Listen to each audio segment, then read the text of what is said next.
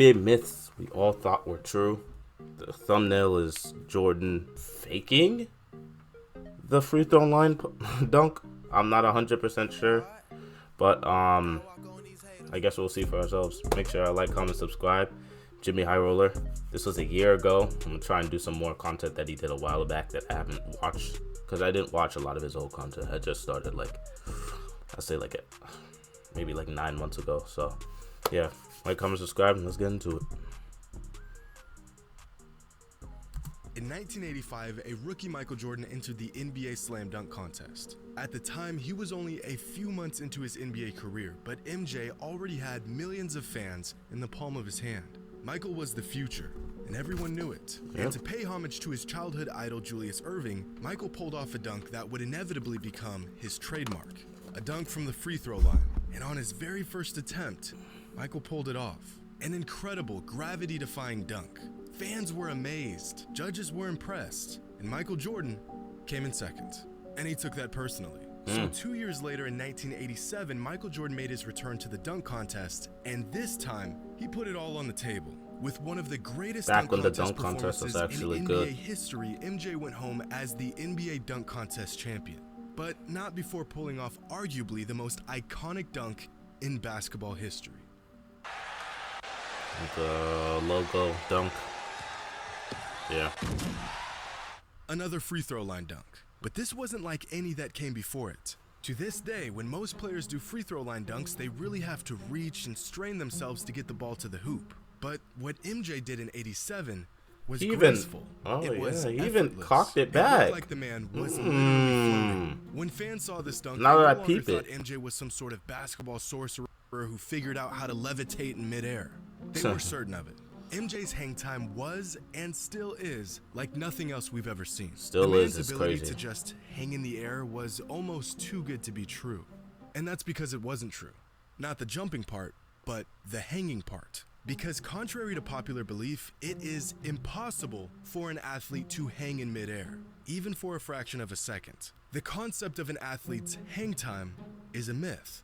Back in 2007, a show called Sports Science paired up with former NBA player Jordan Farmar to test the theory of hang time. At the time, Jordan had a vertical leap of 42 inches, and they put this vertical to the test by attaching trackers to his body and pressure-sensitive insoles into his shoes to measure his jumps. And what they found was that no matter where he jumped from, no matter how high he jumped, and no matter how he maneuvered his body in the air, his ascent was always exactly the same amount of time as his descent, with no pause or stall or hang time in between.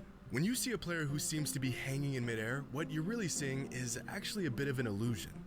While mid-flight body contortions cannot affect their overall flight, when elite players like Michael Jordan begin their descent, their body stretches, which keeps their head moving horizontally for an extra split second. This creates the optical illusion of prolonged hang time. Now, That makes sense. I cannot begin to tell you how devastated I was when I watched this episode of Sports Science as a kid. This is unbelievable. Next thing you know, someone's gonna tell me Michael Jordan didn't actually stretch out his arm 25 feet to score a last-second bucket to defeat the Monstars. But you can't ignore the facts. So, as great as this dunk was, it wasn't great enough to defy the laws of Makes physics. sense. And the concept of hang time was all just a myth. Just like many other narratives and concepts within the NBA that we've been led to believe for years. Alright, let us know, High Roller. Today's video is Sponsored by, Herbal yeah. Figured there was a sponsor. Boss. Stop. Keep Throughout the sponsoring me, 75-year please. history of the NBA, there have been some incredible stories. Stuff that is so incredible that it sounds mythical. And that's because it is. When an old tale or an exaggerated recollection of events takes hold within NBA fandom, it virtually becomes a matter of fact. But today, we are going to find the truth behind some of these myths. Now, growing up, years ago, it was just a matter of fact that Larry Bird was the greatest three-point shooter of all time. We all knew it, and we'd all heard the stories from those who watched the man play. I mean, the dude won 3 straight three-point contests, including one where he didn't even take his warm-up off. And to this day, some fans will attest that Larry Bird is still one of the greatest three-point shooters of all time.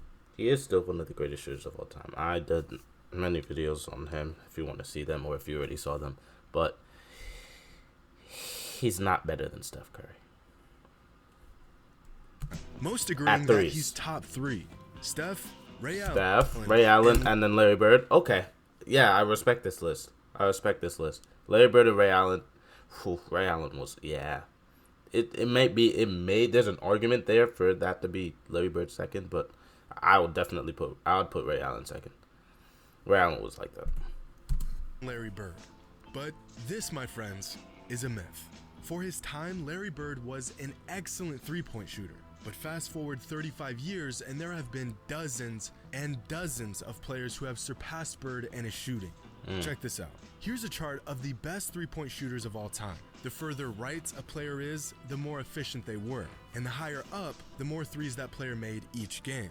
All the way at the top is, of course, Stephen Curry on his own planet. And then you have Klay Thompson, Buddy Hield, Damian Lillard, James Harden. This list includes hundreds of players since the three-point line was added to the NBA. And all the way down here is Larry Bird. Now, of course, Bird played in an era where players shot far less threes. Ouch. And for his time, he was one of the best long-range shooters. But times have changed. Drastically. Sure, if Bird played in today's league, he would practice shooting more threes, he'd play in a system that valued the three-pointer more, and he would have simply shot more threes. He was a good three-point shooter for his era. And But just for based all off the time, facts, there are based on countless players facts, that are simply better three-point shooters than Bird was. Now, this statistically, next myth is one that has ran rampant over the last few years. And quite frankly, I'm sick of it. Every offseason, NBA fans all over social media lose their minds over Instagram and Twitter videos of NBA players who've improved their game, specifically their shooting. Every summer, clips of NBA players not missing a shot or going berserk in a training session go Can't viral. wait for this summer. And immediately, fans believe these players have revolutionized their entire game. If I have to watch one more video of Ben Simmons sinking 8 straight three-pointers in an empty gym and then reading comments about how he's got a three-point shot now, I think I'm gonna lose my mind. Don't get me wrong, back when these off-season videos first began to surface a few years ago, some of these guys had me fooled. Andre Drummond's got his free throws down, some player added 15 pounds of muscle in the off-season and their game has completely transformed. Ben Simmons can now shoot the three ball.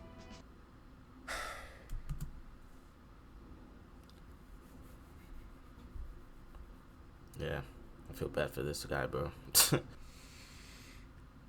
You want to know why Ben Simmons is drilling threes like he's Stephen Curry's long-lost brother in these off-season clips? Because he's in an empty gym with zero pressure and piss-poor defense or literally no defense on him at all. No crowd. 99% of NBA players knock down damn near every shot they take in All right, practice. don't do Kevin They Love. are Kevin Love is a all good shooter. automatic in open runs against players you've never heard of. And time again. Now we that have shown shot, automatic I in open I runs have never against seen Drummond do that in my life. players That is you've nuts. never heard of. And time again, we are shown that these off-season clips do not translate to the NBA season. I think Lonzo Ball may be the only player in recent history to actually vastly improve his shot over the course of one offseason.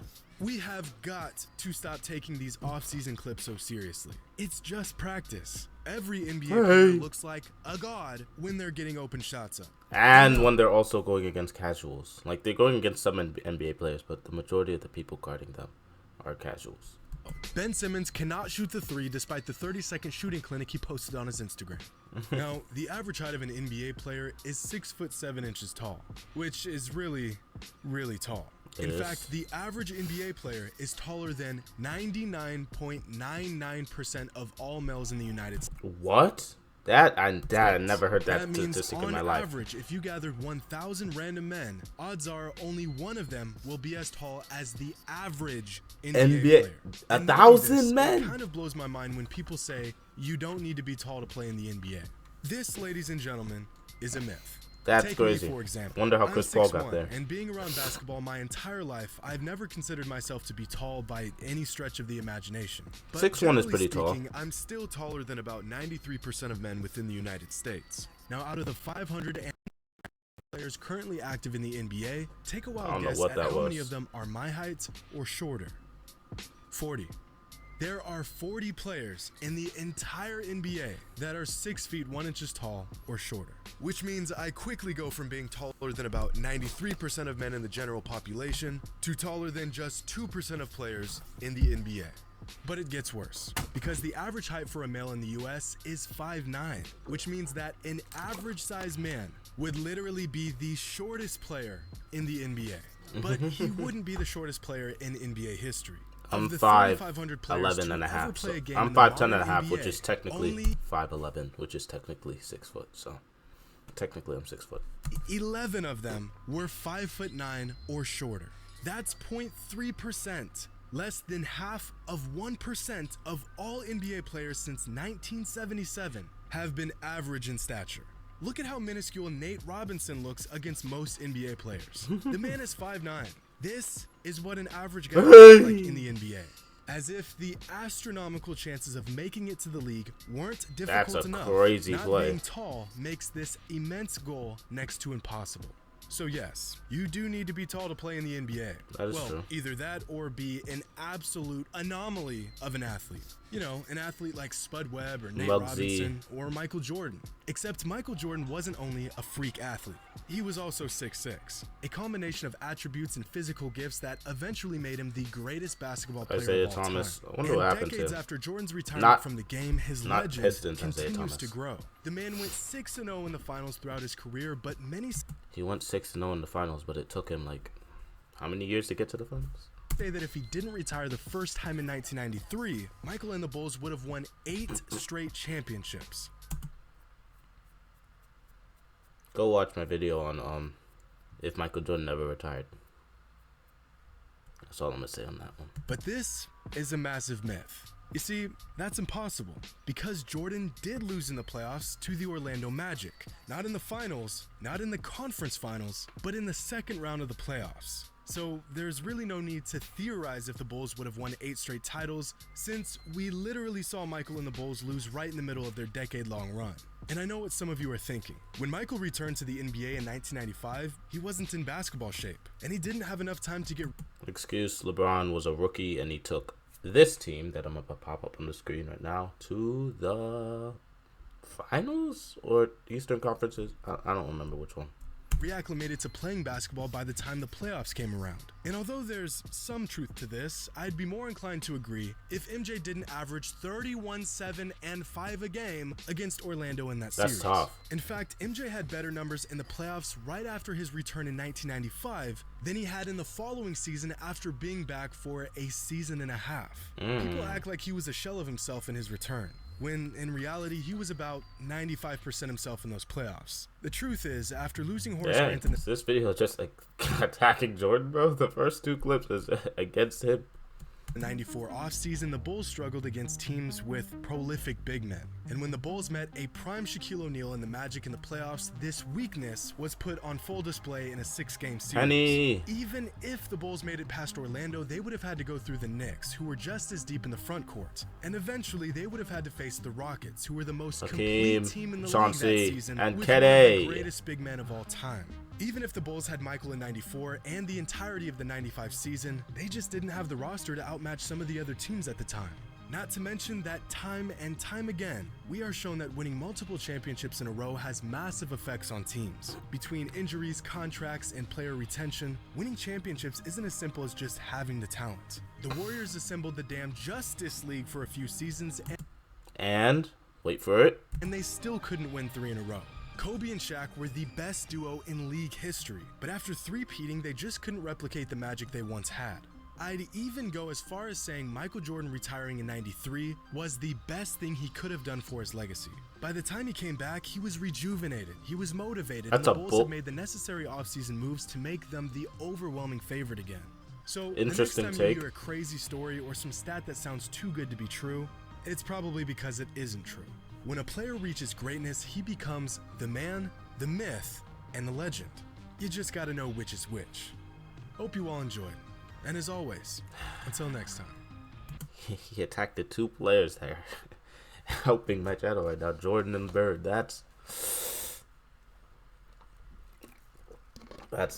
interesting. Never knew that about them. But yeah, make sure to like, comment, subscribe. Go watch the videos that are about to pop up in a couple seconds. And let's try and get 3,000 by the end of summer. I'm just talking on this beat.